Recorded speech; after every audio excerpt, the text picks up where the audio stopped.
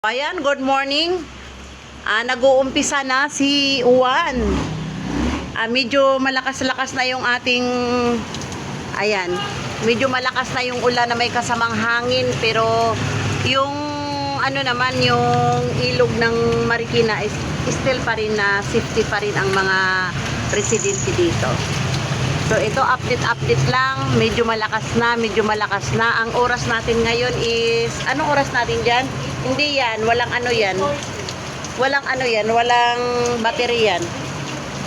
Ay, hindi nakikita. So ang oras ngayon is 8:40 in the morning. So ayan, malakas na yung ating lumakas na si Uwan. At kanina nagulat ako sa nasa terrace ako, nakaupo ako dahil meron akong kinukutkot na mga lupa sa terrace. Biglang umano yung hangin, nagulat ako, akala ko yung as in gulat talaga ako. Kasi biglang humampas yung hangin na yung malakas talaga. Ayan, kung makita nyo downspout, malakas na yung ng hangin, ayan.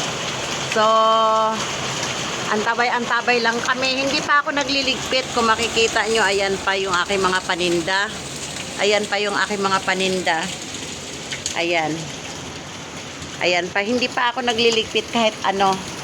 Pero naka-ready na yung aking mga lalagyan ng liligpitin kung sakasakali. At saka may kinontak na rin akong tao na magbuhat ng aking mga rep kapag na aking freezer, kapag sakaling tataas na si Uwan. So ayan lang mga kalunsod, antabay lang kami, antabay lang. At maya ipapasyal ko kayo doon sa ilog ng Marikina. Pupunta ako doon. So antabay lang. Dito lang ako sa loob kasi hindi ko makita yung aking susi. Gusto ko sanang lumabas para sa kilos ng mga tagalabas kung ano na. Ayan na, malakas na. So ayan lang mga kalungsod. And tinry ko rin kasi itong cellphone, yung sinasabi nilang dual camera, na habang nagbibideo ka nagsasalita ka. Tinry ko, kaya din ako kumuha ng video ngayon. So ayan lang, and thank you for watching mga kalungsod. Mega love shout out Yupi Ward, Dos Bagos,